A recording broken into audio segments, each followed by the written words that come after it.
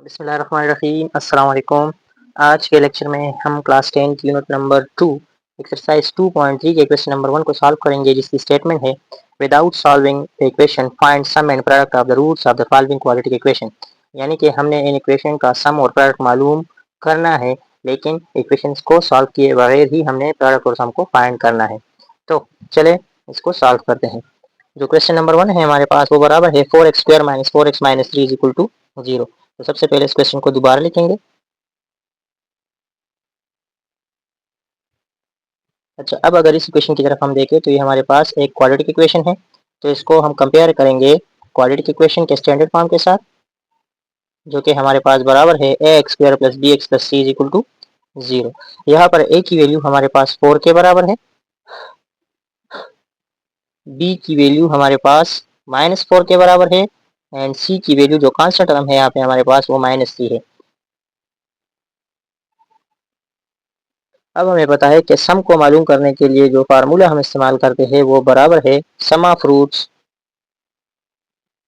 Is equal to minus B by A. तो इसमें values को पुट करेंगे तो इससे हमारे पास आएगा माइनस अपनी जगह पे, बी की वैल्यू हमारे पास -4 है तो यहाँ पे -4 आएगा, और ए की वैल्यू हमारे पास 4 के बराबर है तो यहाँ पर 4 आ जाएगा। तो इससे हमारे पास आएगा 4/4 इज इक्वल टू 1। अच्छा, यानी सम ऑफ रूट की वैल्यू हमारे पास 1 के बराबर आ गई। नेक्स्ट हम फाइंड करेंगे प्रोडक्ट ऑफ रूट्स को। ऑफ रूट का जो फार्मूला है वो बराबर है c बाय ए। c की वैल्यू हमारे पास -3 के बराबर है, जबकि a की वैल्यू 4 के बराबर है, तो इससे हमारे पास आएगा -3/4, क्योंकि इसको फर्दर हम सिंप्लीफाई नहीं कर सकते। नेक्स्ट हम सॉल्व करेंगे सेकंड पार्ट को, जो कि हमारे पास बराबर है 2x² + 5x + 6 = 0। इसको हम standard form of quadratic equation के साथ कंपेयर करेंगे, जो कि हमारे पास बराबर है ax² + bx + c = 0। यहाँ पर a की वैल्यू हमारे पास 2 के बराबर है, b की वैल्यू 5 के बराबर है, और इसी तरह c की वैल्यू हमारे पास 6 के बराबर है। अब हमें पता है कि सम ऑफ रूट का जो फार्मूला है वो बराबर होता है, सम ऑफ रूट्स का फार्मूला वो बराबर है -b बाय ए। तो इसमें वैल्यूज को पुट करेंगे तो यहाँ पे हमारे पास आएगा माइनस, बी की जगह 5 को पुट करेंगे और ए की जगह 2, तो ये हमारे पास आएगा सम ऑफ रूट। नेक्स्ट हम फाइंड करेंगे प्रोडक्ट ऑफ रूट को। जो प्रोडक्ट ऑफ रूट्स है वो हमारे पास बराबर होता है c बाय ए। तो c की वैल्यू 6 के बराबर है, जबकि a की वैल्यू हमारे पास 2 के बराबर है। इसको सिंप्लीफाई कर सकते हैं तो इससे हमारे पास आता है 3, जो कि हमारे पास प्रोडक्ट ऑफ रूट के बराबर है। अच्छा, नेक्स्ट हमारे पास है थर्ड पार्ट, जो कि बराबर है 3x² + 2x - 5 = 0। यहाँ पर a की वैल्यू हमारे पास 3 के बराबर है, b की वैल्यू 2 के बराबर है, और इसी तरह c की वैल्यू -5 के बराबर है। तो जो सम ऑफ रूट हमारे पास आएगा वो बराबर होगा -b बाय ए। माइनस अपनी जगह पे, b की जगह हमारे पास आएगा 2 और a की जगह हमारे पास आएगा 3, जो कि सम ऑफ रूट की वैल्यू है। नेक्स्ट हमारे पास आएगा प्रोडक्ट ऑफ रूट, जिसका फार्मूला है c बाय ए।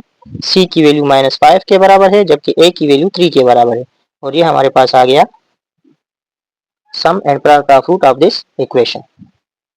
तो ये था हमारा क्वेश्चन नंबर 1।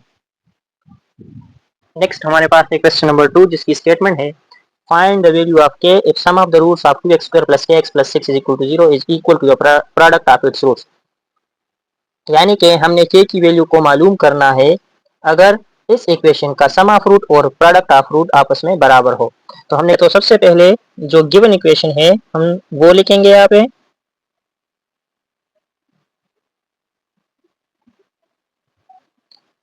जो गिवन इक्वेशन है हमारे पास वो बराबर है 2x² + kx + 6 = 0। अच्छा, रिक्वायर्ड क्या है इस क्वेश्चन में? हमने इस क्वेश्चन में k की वैल्यू को फाइंड करना है। अच्छा, तो चलिए इस क्वेश्चन को सॉल्व करते हैं। तो सबसे पहले हम इस इक्वेशन को दोबारा लिखेंगे तो हमारे पास आएगा 2x² + kx + 6 = 0। अब इस इक्वेशन को हम कंपेयर करेंगे standard form of quadratic equation, जो कि हमारे पास बराबर है ax² + bx + c = 0, यानी यहाँ पर a की जगह 2 लिखा है, b की जगह k लिखा है और c जो कांस्टेंट टर्म है हमारे पास वो यहाँ पे 6 के बराबर है। तो हम यहाँ पे लिखेंगे a is equal to 2, b is equal to k and c is equal to 6। Alpha and beta be the roots of the given equation।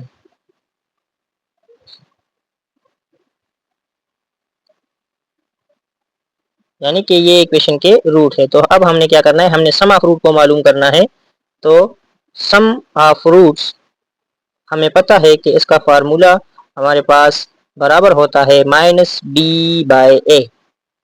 तो माइनस अपनी जगह पे, b की वैल्यू हमारे पास के बराबर है तो हम यहाँ पे लिखेंगे k, और a की वैल्यू हमारे पास 2 के बराबर है तो हमारे पास आएगा माइनस के डिवाइड बाय 2। नेक्स्ट हम मालूम करेंगे प्रोडक्ट ऑफ रूट को,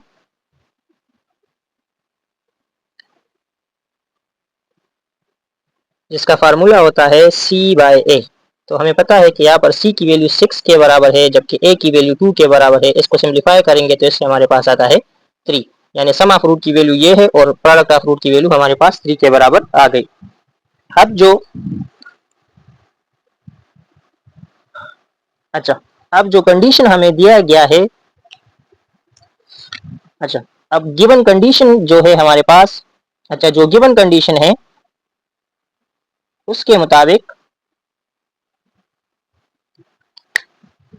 जो सम ऑफ रूट है वो बराबर है प्रोडक्ट ऑफ रूट। हम यहाँ पे लिखेंगे सम ऑफ रूट की वैल्यू, तो वो बराबर है माइनस के डिवाइड बाय 2 और प्रोडक्ट ऑफ रूट की वैल्यू हमारे पास 3 के बराबर है। अब के की वैल्यू को फाइंड करना है तो इसके लिए हमने क्या करना होगा, इन दो टर्म्स को हम क्रॉस मल्टीप्लाई करेंगे तो इससे हमारे पास आएगा माइनस के जो है वो 1 के साथ मल्टीप्लाई हो जाएगा और 2 जो है वो 3 के साथ मल्टीप्लाई हो जाएगा। तो हमारे पास आएगा माइनस के इज इक्वल टू 2 और 3 को मल्टीप्लाई करेंगे तो इससे हमारे पास आएगा माइनस के इज इक्वल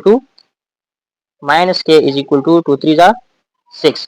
माइनस को दूसरी साइड पे शिफ्ट करेंगे तो के की वैल्यू हमारे पास -6 के बराबर आएगी, जो कि हमारा रिक्वायर्ड आंसर है। नेक्स्ट हमारे पास एक क्वेश्चन नंबर 3 जिसकी स्टेटमेंट है find the value of k if sum of the square of the root of x square minus 5kx plus 6k square is equal to 13। यानी कि हमने के की वैल्यू को मालूम करना है अगर इस इक्वेशन का जो sum of the square of the root है वो हमारे पास 13 के बराबर हो।